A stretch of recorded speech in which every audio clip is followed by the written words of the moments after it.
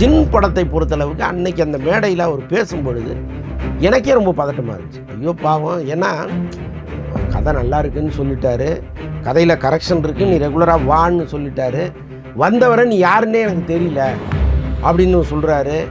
இப்போ அந்த டைரக்டர் கொஞ்சம் எக்ஸாகரேட் பண்ணி சொல்லியிருப்பார் போட்டு எல்லாத்தையுமே, உள்ளபடி நடந்தது வேற. ஆனால் என் நோக்கம் முழுக்க என்னவாக இருந்ததுன்னா, யார் அந்த நம்பி அவரையாவது நம்ம இந்த சோசியல் மீடியாவில் சொல்லிடுவோம் அப்படிங்கிறது தான் என் நோக்கமாக இருந்துச்சு. அதே மாதிரி இவர் தான் அவருன்னு நான் சொல்லிட்டேன். எப்படி சார் கண்டுபிடிச்சீங்க? உடனே நான் ஃபோன் பண்ணி அந்த டைரக்டருக்கு ஃபோன் பண்ணால் அவர் இல்லை, அவர் இங்கே சென்னையில் இல்லை, மலேசியா போயிருக்கிறதா சொன்னாங்க. டக்குன்னு அவர் தொடர்பான ஆட்கள் இந்த படத்தில் ஒர்க் பண்ணவங்க இருப்பாங்கல்ல, அப்போ அவங்கள்ட்ட பேசும்பொழுது சார் அவர் தான் சார் அது மாதிரி நடந்துச்சு அப்படின்னா, சரி ஓகே. அதுக்கப்புறம் எஸ்ஜே சூர்யா எனக்கு பேசினார். பேசி சார் நடந்தது இதுதான், நான் அவரை வந்து எந்த இடத்துலையும் மரியாதை குறைவாக நான் நடத்தவே இல்லை, அவருடைய கதை நல்லா இருந்துச்சு, ஆனால் டயலாக்கு ஸ்க்ரீன் பே இதெல்லாம் மட்டும் ரொம்ப புவராக இருந்துச்சு. நான் அப்போவே அவர்கிட்ட நான் சொல்லிட்டேன், உங்களுக்கு நான் படம் பண்ண முடியாது, நீங்கள் வேறு யாராவது ஹீரோ வச்சு பண்ணுங்கன்னு நான் சொல்லிட்டேன்னு அவர் ஒரு விளக்கத்தை சொன்னார். அதையும் நம்ம பதிவு பண்ணோம். ஆக்சுவலாக அந்த டைரக்டர் யார், ஆக்சுவலாக அந்த ஹீரோ யார் அப்படிங்கிறத நம்ம சொல்லணும்னு நினச்சா சொல்லிட்டோம். அதுக்கப்புறம் இவர் தரப்பு விளக்கத்தையும் சொல்லிட்டோம், அவ்வளோதான். ஒரு டைரக்டருக்கு அந்த வருத்தம் இருக்கும். என்னென்னா, ஒரு ப்ரொடியூசரை பிடிக்கிறதுங்கிறது சாதாரண விஷயம் கிடையாது, ரொம்ப ரொம்ப கஷ்டம். நீங்கள் வருஷ கணக்கில் அலைஞ்சவங்களாம் நான் பார்த்துருக்கேன். 2 வருஷம் 3 வருஷம் ஒரு ப்ரொடியூசர்கிட்ட நடந்துகிட்டே இருப்பாங்க, அவரை கன்வின்ஸ் பண்ண வைக்கிறதுக்கு அவ்வளோ பாடுபடுவாங்க. அப்போது ஒரு டைரக்டரை இவர் வந்து ஒரு டைரக்டராக ஒரு ப்ரொடியூசரை இவர் கன்வின்ஸ் பண்ணி கூப்பிட்டு வர்றார். அப்போது எஸ்ஜே சூர்யாட்ட தான் போகணும் அப்படின்னு சொல்லி இவங்க வரும்பொழுது அங்கே எஸ்ஜே சூர்யா நம்மளை புறக்கணிச்சிட்டாரு. ஒருவேளை அன்றைக்கி அவர் ஓகே சொல்லியிருந்தாருன்னா நாம் அலைஞ்சதுக்கு அந்த ப்ரொடியூசரும் வந்து அவருக்கு ஒரு மன நிறைவாக இருந்திருக்கும்ல. இப்போ ஆக்சுவலாக அந்த ப்ரொடியூசர் வேறு, இந்த படம் பண்ணுற ப்ரொடியூசர் வேறு, அந்த படம் பண்ணுறதுக்காக வந்த ப்ரொடியூசர் வேறு. அவர் போயிட்டார் அன்னையோட. எஸ்ஜே சூர்யா பண்ணால் அந்த படம் பண்ணுறேன், இல்லைன்னா வேண்டான்னு கிளம்பி போயிட்டார்.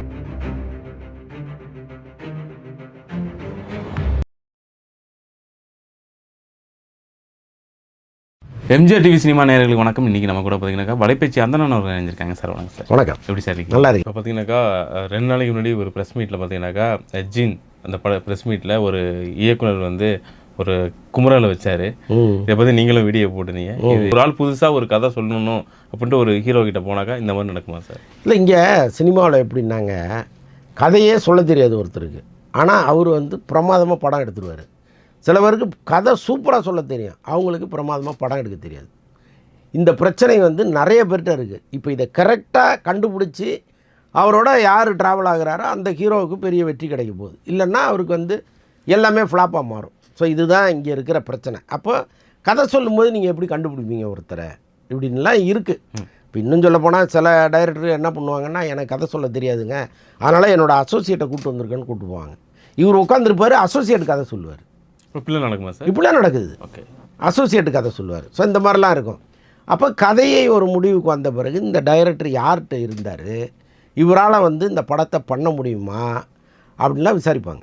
இப்போ இந்த டைரக்டர் யார்கிட்ட ஒர்க் பண்ணாரோ அவர் கடைசியாக படம் பண்ண தயாரிப்பாளர்களுக்கு ஃபோன் பண்ணுவாங்க. இந்த பையன் எப்படி ஷூட்டிங் ஸ்பாட்டில் நல்லா ஒர்க் பண்ணுவாரா, இவரை நம்பி படம் பண்ணலாமான்னு கேட்பாங்க. அந்த டைரக்டர்கிட்டே கேட்பாங்க. ஸோ இதெல்லாம் நடக்கும். இப்போ ஒரு பல விதமாக விசாரணையெல்லாம் போட்டு தான் ஃபைனலாக அந்த டைரக்டரே சூஸ் பண்ணுவாங்க. இன்னொன்று வந்து இப்போது ஒரு 100 கோடி, இப்போ தேசிங் பெரியசாமி டைரக்டர், இவர் வந்து ரஜினியை வச்சு படம் பண்ணுறதுக்கு போய் கதை சொல்கிறார். அந்த படத்தினுடைய பட்ஜெட் வந்து ப்ரொடக்ஷன் செலவே ஒரு 150 கோடி, அது இல்லாமல் நடிகர்கள் சம்பளம். அப்போ ஹியூஜ் அமௌண்ட்டு. ரஜினி கதையெல்லாம் கேட்குறாரு, படம் சூப்பராக இருக்குது, ஆனால் இந்த பட்ஜெட்டை ஹேண்டில் பண்ணுற அளவுக்கு இந்த பையன்கிட்ட கெப்பாசிட்டி இருக்கா அப்படின்னு நினச்சிட்டு என்ன பண்ணுறாரு, இல்லை தம்பி வேண்டாம், நம்ம பிறகு பார்க்கலாம், நீங்கள் வேறு யார்கிட்டயோ கதை சொல்லுங்கன்னு அனுப்பிச்சி விட்றாரு. என்ன காரணம்னா இந்த பயம்தான். இப்போ பெரிய பட்ஜெட்டு ஒரே நேரத்தில் ஒரு 2000 பேர் வந்து நிற்கிறாங்க, ஒரு 1000 பேர் நிற்கிறாங்கன்னா அதை ஹேண்டில் பண்ணுற அளவுக்கு ஒரு பதட்டம் இல்லாத டைரக்டரெல்லாம் இருக்கணும். பல விஷயங்கள் இருக்குது. இப்போ ஒரு டைரக்டர் அப்படி போகிற போக்கிலெல்லாம் தேர்ந்தெடுத்து ஒருத்தர் படம் பண்ண முடியாது. இப்போ ஜின் படத்தை பொறுத்தளவுக்கு அன்னைக்கு அந்த மேடையில் அவர் பேசும்பொழுது எனக்கே ரொம்ப பதட்டமாக இருந்துச்சு. ஐயோ பாவம், ஏன்னா கதை நல்லா இருக்குன்னு சொல்லிட்டாரு, கதையில் கரெக்ஷன் இருக்குது, நீ ரெகுலராக வான்னு சொல்லிட்டாரு, வந்தவரை நீ யாருன்னே எனக்கு தெரியல அப்படின்னு சொல்கிறாரு. இப்போ அந்த டைரக்டர் கொஞ்சம் எக்ஸாகரேட் பண்ணி சொல்லியிருப்பார் போல இருக்கு எல்லாத்தையுமே. உள்ளபடி நடந்தது வேறு. ஆனால் என் நோக்கம் முழுக்க என்னவாக இருந்ததுன்னா, யார் அந்த நடிகர், அவரையாவது நம்ம இந்த சோசியல் மீடியாவில் சொல்லிடணும் அப்படிங்கிறது தான் என் நோக்கமாக இருந்துச்சு.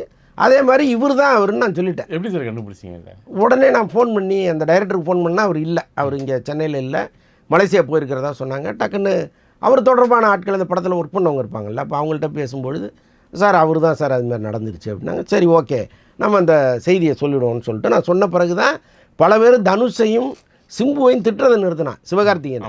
ஏன்னா எல்லாருமே என்ன பண்ணிட்டாங்க, சிவகார்த்திகேயன் தான் இந்த மாதிரி பண்ணது, தனுஷ் தான் இந்த மாதிரி பண்ணதுன்னு எல்லோரும் திட்ட ஆரம்பிச்சிட்டாங்க அவங்கள.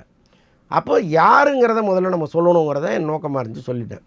அதுக்கப்புறம் எஸ்ஜே சூர்யா எனக்கு பேசினார். பேசி சார் நடந்தது இதுதான், நான் அவரை வந்து எந்த இடத்துலையும் மரியாதை குறைவாக நான் நடத்தவே இல்லை, அவருடைய கதை நல்லா இருந்துச்சு, ஆனால் டயலாக்கு ஸ்க்ரீன் ப்ளே இதெல்லாம் அவர்கிட்ட ரொம்ப புவராக இருந்துச்சு. நான் அப்போவே அவர்கிட்ட நான் சொல்லிட்டேன், உங்களுக்கு நான் படம் பண்ண முடியாது, நீங்கள் வேறு யாராவது ஹீரோ வச்சு பண்ணுங்கன்னு நான் சொல்லிட்டேன்னு அவர் ஒரு விளக்கத்தை சொன்னார். அதையும் நம்ம பதிவு பண்ணிட்டோம்.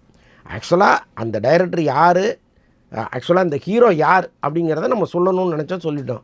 அதுக்கப்புறம் இவர் தரப்பு விளக்கத்தையும் சொல்லிட்டோம், அவ்வளோதான். ஒரு பத்திரிக்கையாளர் நம்ம ரெண்டுத்தையும் தெளிவாக பதிவு பண்ணிட்டோம். எஸ்ஜே சூர்யா பேசும்போது பார்த்தீங்கன்னாக்கா சார் அந்த மரியாதைலாம் கொடுத்து தான் பேசியிருக்காரு. அதை நீங்கள் போட்டு இந்த ஸ்க்ரீன்ஷாட்லேயும் நாங்கள் பார்த்தோம். ஆனால் அந்த டைரக்டர் வந்து ரொம்ப ஒரு எப்படின்னாக்கா தரக்குறைவாக நடத்துகிற மாதிரியே நம்ம ஸ்டேஜ் அப்படி அவர் ப்ரொஜெக்ட் பண்ணிட்டார்.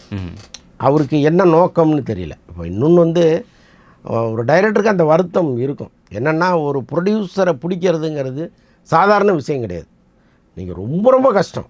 நீங்கள் வருஷ கணக்கில் அலைஞ்சவங்களாம் நான் பார்த்துருக்கேன். 2 வருஷம் 3 வருஷம் ஒரு ப்ரொடியூசர்கிட்ட நடந்துகிட்டே இருப்பாங்க, அவரை கன்வின்ஸ் பண்ண வைக்கிறதுக்கு அவ்வளோ பாடுபடுவாங்க. அப்போது ஒரு டைரக்டரை இவர் வந்து ஒரு டைரக்டராக ஒரு ப்ரொடியூசரை இவர் கன்வின்ஸ் பண்ணி கூப்பிட்டு வர்றார். அப்போது எஸ்ஜே சூர்யாட்ட தான் போகணும் அப்படின்னு சொல்லி இவங்க வரும்பொழுது அங்கே எஸ்ஜே சூர்யா நம்மளை புறக்கணிச்சிட்டாரு.